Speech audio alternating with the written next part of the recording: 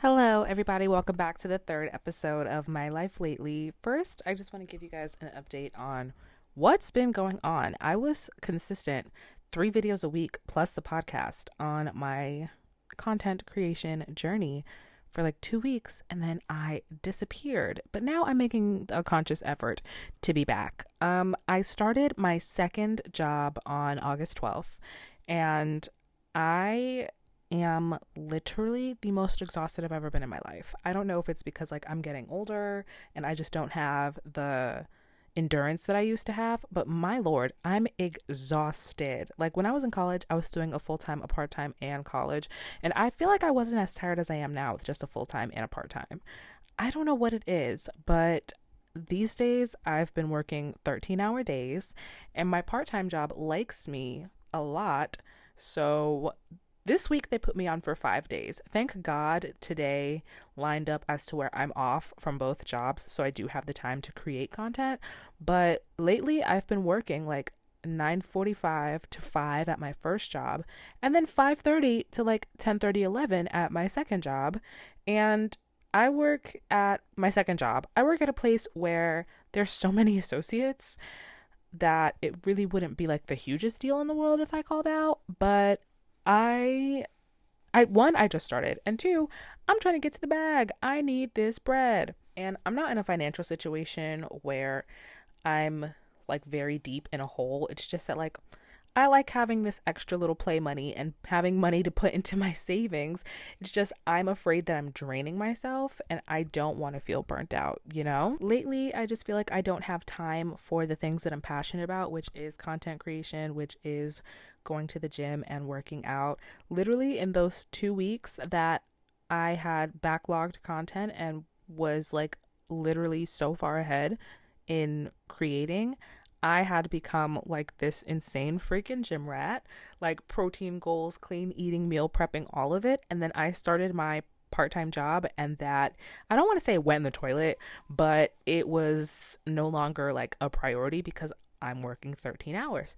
And the part-time that I work at is right across from a McDonald's. So if I get out at 11:30 at night, that McDonald's is 24 hours. So I'm not going to get a full meal, but I'll get like fries and a soda, which one, I probably should not be eating if I want to be great with my fitness goals, but also it makes me feel gross. Like I'm to a point where I've been eating healthy for a little bit now, and I can feel the difference in my body. I think I talked to you guys about it in my last podcast episode that I thought that the sick feeling you get after eating fast food was just what fullness felt like, because that's all I would eat. But now that I'm eating healthier, I can recognize that you're not supposed to feel like that after you eat. And I have been feeling like that. So I think this second job is causing me to have a little bit more expenses.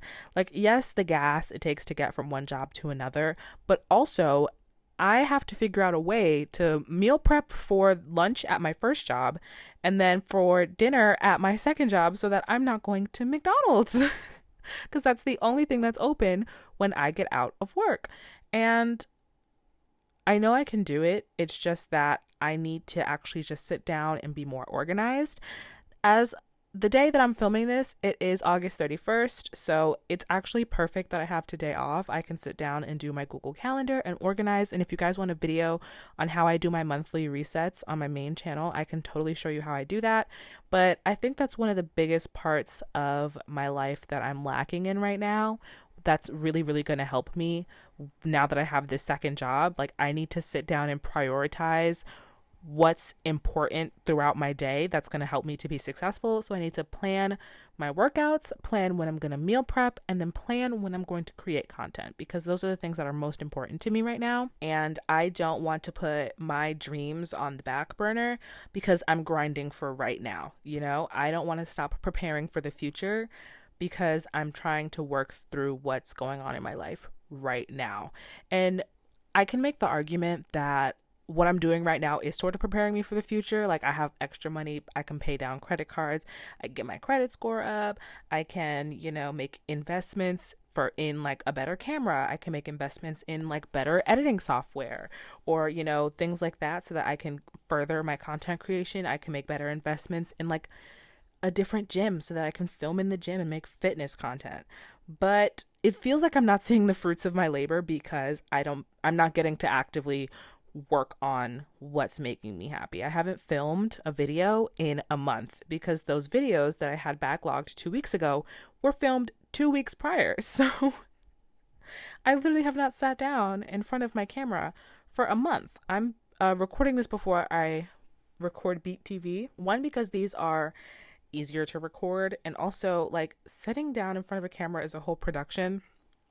And I didn't want to do that first. I wanted to do this first today. If it sounds like I'm out of breath, it's because I am. One thing people don't tell you about living alone is that you can go an entire day without opening your mouth to talk to anyone one time. Like if I don't pick up the phone to call somebody, or if I don't leave my house to like, maybe get food or whatever, I'm not speaking to anyone all day. So my mouth has been closed. Like I'm recording this at almost 6 p.m. I have not spoken to a soul today, which is a lie. I just talked to my mother on the phone. But if I didn't call my mom, I would have had my mouth closed all day. So please excuse the fact that I am out of breath. To sum it all up, I am just exhausted.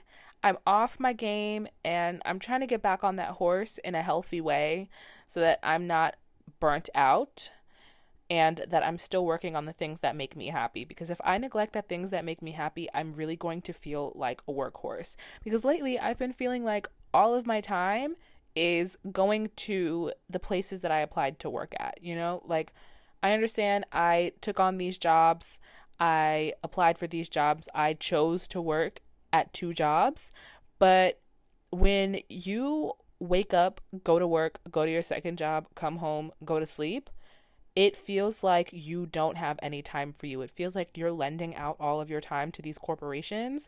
And it's like, that's not a life that I want to live. I don't want to live a life where I'm lending all of my time to corporations and none of it to me. I don't want the movie of my life to be me at a job. I don't.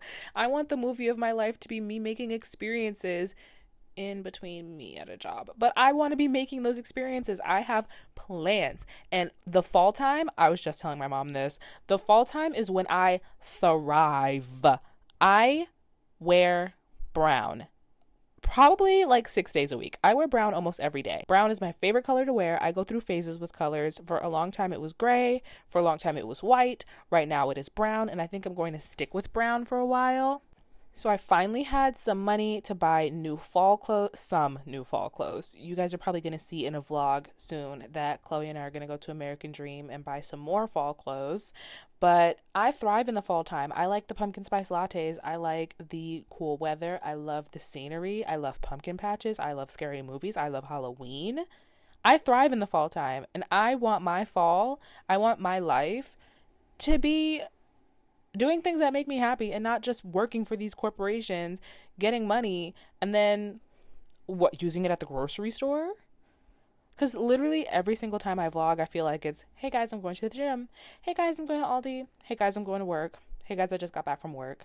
And then I go to the gym and then I go to Aldi and then I go to maybe Target to spice it up a little bit. And it's like, I feel like all of my time is me just like robotic living, not making experiences. Like I really don't go out to dinner much. I don't like go to the club ever. Literally the last time I was in a club was in Jamaica in November. It is August right now. Like I don't do things. I don't go to brunch. Like I don't do things. I go to the gym, I go to work, I go to Aldi, I go home. I want to work for me. Can you, like, every single time I pick up my microphone or turn on my camera, it's some BS. In my neighborhood, do you guys hear those police sirens? If you don't hear them, then I'm just sound like a crazy person. But do you hear those police sirens? Crazy, crazy, crazy. But yeah, all that to say, I'm a busy girl and I need to prioritize me. One thing I can say that I did recently that made me really happy was I went with Chloe to see Barbie. I saw Barbie really late in the game. Didn't Barbie come out at the end of July? I just saw it at the end of August. And it actually really, really inspired me to like put more effort into my looks. This is my second cut of the podcast. I started recording it and I didn't like it. And so I started recording this one. So if I don't know if I said it in this one, but I want to start putting more effort into myself. So like the way I dress, the way I do my hair, the way I do my makeup, like I want to start putting more effort into me. I've always been like a glamour girl. I've always been a hair girl. I've always been a makeup girl. I've always been into my appearance, but lately I've just been so exhausted that, like I said before, I've only made time to do. It's not that my looks were not a priority. It's just that if I'm waking up early, I'm going to wake up early to go to the gym, but that might not be early enough to also come home and do my makeup before I go to work, you know? So I want to make more time to do those things because I don't know, the Barbie movie really wanted me, like it motivated me to get back into like taking more pride in my appearance and my outfits. And you know, I create content, so I actually need those things. It all connects, and the movie was so cute, so funny. I really really love Ken's song. I was literally listening to I'm Just Ken on the treadmill this morning. It was so much fun. I'm not going to give an in-depth analysis of the Barbie movie. If you guys want that on Beat TV, when I do movies, I think I did a movie one time on Beat TV, and it's actually privated on my channel. I called it, what did I call it? I called it Beat Face Films. If you guys want me to do a Beat Face Films on Barbie, I'll do it in its entirety, but that means I just have to go watch it again because I saw it twice. I saw it on a Friday, and then Sunday they did the $4 movies, so we saw it again. Literally terrible experience. I hate to say it, but when things are super discounted, everyone and their mother comes out of the goddamn woodwork to act like they don't know how to behave in public. And there were children running around the theater. There were children, like the people behind us were literally just having a full-blown at this volume conversation about how are they getting home, are they doing Uber, because they were like 16. And when Will Ferrell came on screen, the girl behind me goes, "Oh my God, I know him." And I'm like, "Oh my God." And I just mean, oh my God, in the way like, am I old? Am I an old person? Like, so I'm glad I had the good experience of watching Barbie the first time on Friday before I went again on Sunday. Because if I went Sunday and that was my first experience with watching the Barbie movie, I would have been pissed. But I saw it and it was so cute. It really made me laugh. Barbie spoilers if you haven't seen it yet, which I doubt. I really think I was the last person on earth to see Barbie for the first time. But when Ken took over Barbie Land, turned her dream house into his Mojo Dojo Casa house, I was appalled. And then when I see the Mojo Dojo Casa houses being produced for the masses in the real world, I was clutching my pearls. I was like, keep that. I know that Will Ferrell said that what happens in Barbie Land will affect the real world, but I was like, keep that in Barbie Land. We don't need to be selling Mojo Dojo Casa houses.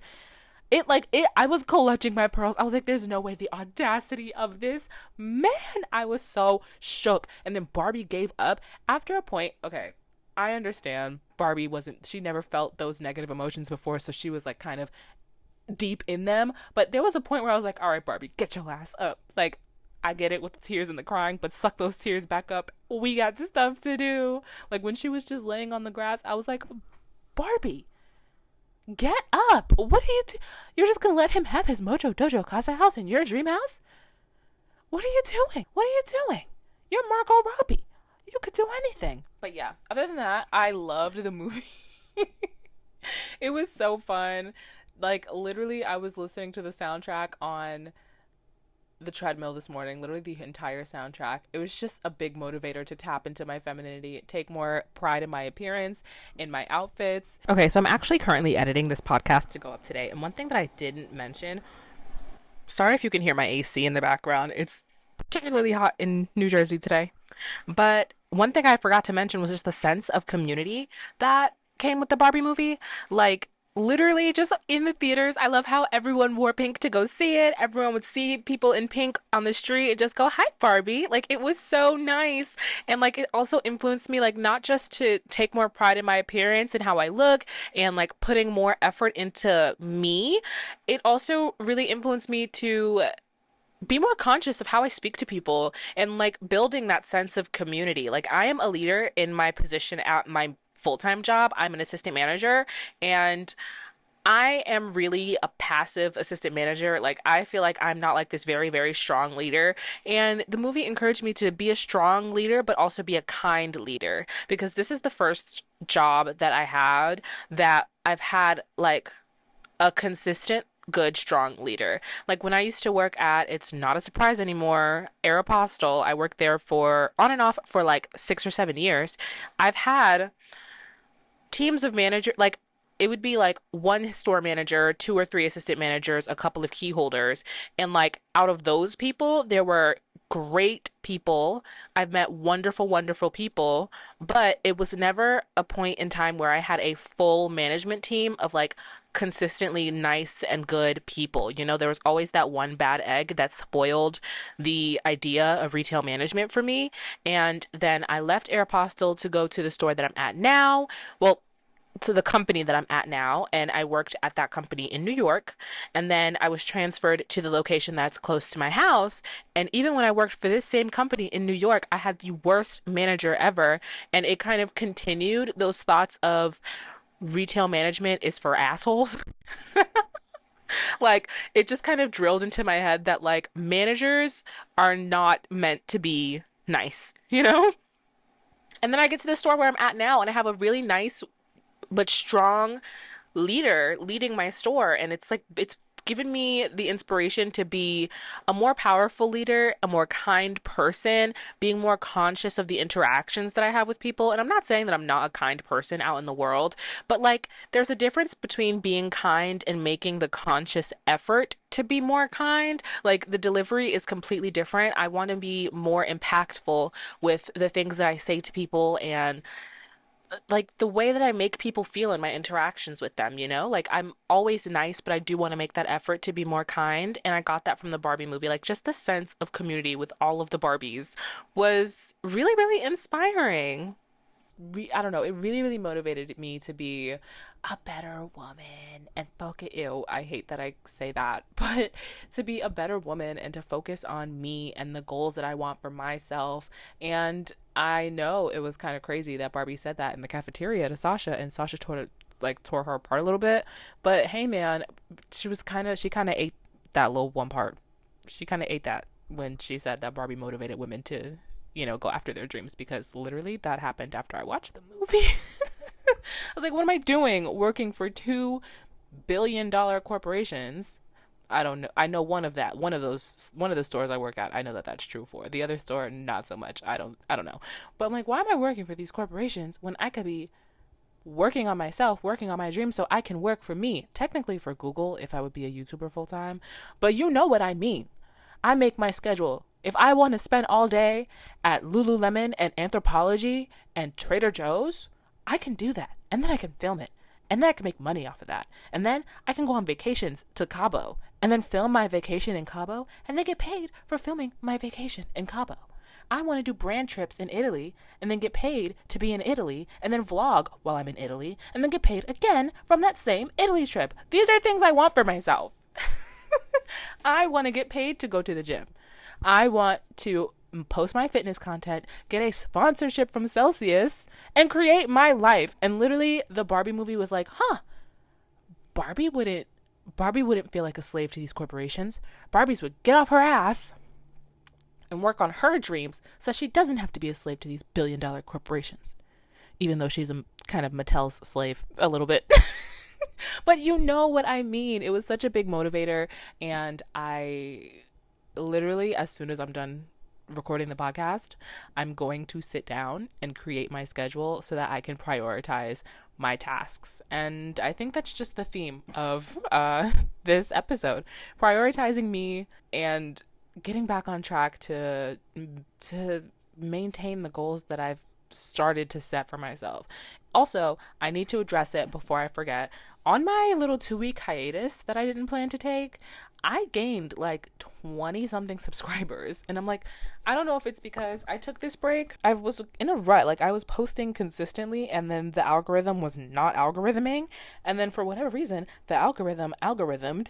And I gained like 20 subscribers while I was gone. So thank you guys so much for that. I think that's all this is going to be a short episode this week, is it? Unless I have one more thing to talk about. Let me go back to my notes. So the last thing I had in my notes to talk about was, I'm whispering because of course my neighbors are deciding to go up and down the steps. Hold on. The last thing I wanted to talk about was the Erica Mena Love and Hip Hop calling Spice a monkey situation, but I don't want to drag down the vibe of this fairly positive podcast. So I think I'm going to end it on the note of let's start prioritizing ourselves for this fall season. So we're going to set up the end of 2023 so that we can have a very, very successful 2024. So comment below, what are you guys working on for the fall season? What's something that you want to overcome this season? I know mine is my poor time management and not prioritizing the things that make me happy. I don't want to feel like a workhorse anymore. And literally the work I do for YouTube is it's my hobby, it's my passion, it's what I love to do. What I do for Instagram, I want to get into doing more TikToks this year, well, for the end of this year. So tell me below, what are some things you want to work on for the end of the year to set yourself up for a good 2024? I'm really appreciative of every single person who has been tuning into my podcast. I can see my numbers on Spotify for podcasters, and the video version will be available on YouTube. I am going to try to create a set for the podcast so that I can actually give you a video component because I know you guys like that. So that's one thing I want to work on for the rest of this year too, is creating a set in my very tiny little studio. You guys saw it when I made my cleaning video that I have a very small studio apartment. So I want to figure out a way to create a set so that I can do a video version of the podcast for those of you who prefer to watch the podcast versus listen to it on Spotify. If you don't have Spotify, YouTube is a more accessible platform for some people. So yeah, those are some things I want to work on this year. So comment below some things that you want to do for the rest of the year. Thank you guys so much for listening to me. I'm going to cut this podcast short this time around only because I aim to do 30-minute episodes. I just wanted to give you guys a quick update before we go back into our topics. I think next week I want to do like reading Reddit stories. I know the Am I the Asshole podcasts are so common and like everyone has one, but I think they're fun. And if you guys want to submit scenarios, I wanted to do a advice series on my main channel called My Advice. Of course, my being spelled like my name, MAI, but I didn't really get a lot of submissions. I got one really, really good submission, and I'm still going to use it even though it was from like over a year ago. But if you guys want to submit some things for my advice, I would definitely do that in the future. So yeah, just let me know what you guys want to hear from me, what you want to see from me on YouTube, what you want to see from me on TikTok, and I will definitely keep you updated on all the things I plan on creating for the rest of the year. And thank you guys again for listening, and I will see you next week on another episode of My Life Lately. Bye, guys.